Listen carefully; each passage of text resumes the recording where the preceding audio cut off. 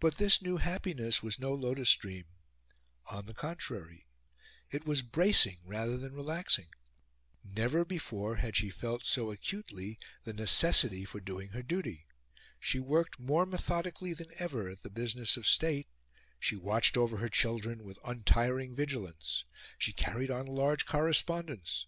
She was occupied with her farm, her dairy, a whole multitude of household avocations, from morning till night. Her active, eager little body, hurrying with quick steps after the long strides of Albert down the corridors and avenues of Windsor, seemed the very expression of her spirit. Amid all the softness, the deliciousness of unmixed joy, all the liquescence, the overflowings of inexhaustible sentiment, her native rigidity remained.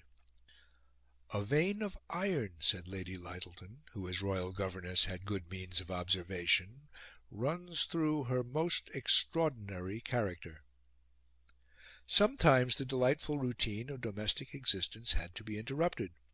It was necessary to exchange Windsor for Buckingham Palace, to open Parliament, or to interview official personages, or occasionally to entertain foreign visitors at the castle.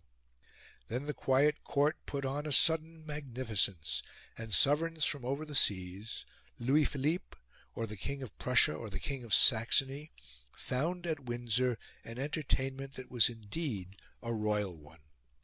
Few spectacles in Europe, it was agreed, produced an effect so imposing as the great Waterloo banqueting hall, crowded with guests in sparkling diamonds and blazing uniforms, the long walls hung with the stately portraits of heroes, and the tables loaded with the gorgeous gold plate of the kings of England. But in that wealth of splendour, the most imposing spectacle of all was the Queen.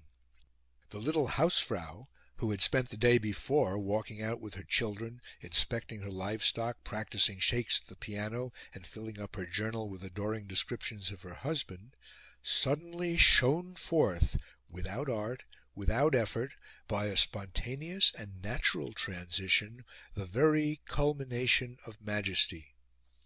The Tsar of Russia himself was deeply impressed. Victoria, on her side, viewed with secret awe the tremendous Nicholas. "A great event and a great compliment his visit certainly is," she told her uncle, "and the people here are extremely flattered at it. He is certainly a very striking man, and still very handsome. His profile is beautiful, and his manners most dignified and graceful. Extremely civil, quite alarmingly so, as he is so full of attentions and politeness. But the expression of the eyes is formidable and unlike anything I ever saw before." She and Albert and the good King of Saxony, who happened to be there at the same time, and whom she said, "We like much, he is so unassuming," drew together like tame villatic fowl in the presence of that awful eagle. When he was gone, they compared notes about his face, his unhappiness, and his despotic power over millions. Well, she, for her part, could not help pitying him, and she thanked God she was Queen of England. When the time came for returning some of these visits, the royal pair set forth in their yacht, much to Victoria's satisfaction. "I do love a ship!" she exclaimed, ran up and down ladders with the greatest agility, and cracked jokes with the sailors. The Prince was more aloof. They visited Louis Philippe at the Chateau d'Eu. They visited King Leopold in Brussels. It happened that a still more remarkable Englishwoman was in the Belgian capital, but she was not remarked, and Queen Victoria passed unknowing before the steady gaze of one of the mistresses in Monsieur Heger's pensionnat. A little stout, vivacious lady, very plainly dressed, not much dignity or pretension about her, was Charlotte Bronte's comment as the royal carriage and six flashed by her, making her wait on the pavement for a moment and interrupting the train of her reflections. Victoria was in high spirits, and even succeeded in instilling a little cheerfulness into her uncle's sombre court.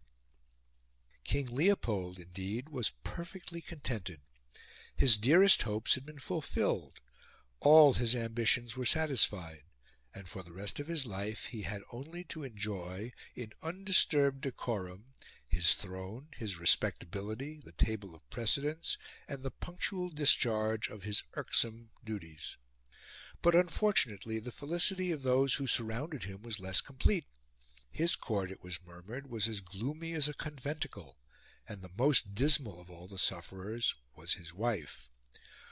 "Pas de plaisanterie, madame," he had exclaimed to the unfortunate successor of the Princess Charlotte, when, in the early days of their marriage, she had attempted a feeble joke. Did she not understand that the consort of a constitutional sovereign must not be frivolous? She understood at last only too well, and when the startled walls of the state apartments re-echoed to the chattering and laughter of Victoria, the poor lady found that she had almost forgotten how to smile. Another year Germany was visited, and Albert displayed the beauties of his home. When Victoria crossed the frontier she was much excited, and she was astonished as well. "To hear the people speak German," she noted in her diary, "and to see the German soldiers, etc., seemed to me so singular." Having recovered from this slight shock, she found the country charming. She was feted everywhere; crowds of the surrounding royalties swooped down to welcome her, and the prettiest groups of peasant children, dressed in their best clothes, presented her with bunches of flowers. The Principality of Coburg, with its romantic scenery and its well-behaved inhabitants, particularly delighted her; and when she woke up one morning to find herself in "dear Rosenau, my Albert's birthplace," it was "like a beautiful dream." On her return home she expatiated, in a letter to King Leopold, upon the pleasures of the trip, dwelling especially upon the intensity of her affection for Albert's native land. "I have a feeling," she said, "for our dear little Germany, which I cannot describe. I felt it at Rosenau so much. It is a something which touches me, and which goes to my heart, and makes me inclined to cry. I never felt at any other place that sort of pensive pleasure and peace which I felt there. I fear I almost like it too much." End of Chapter 4, Part 2.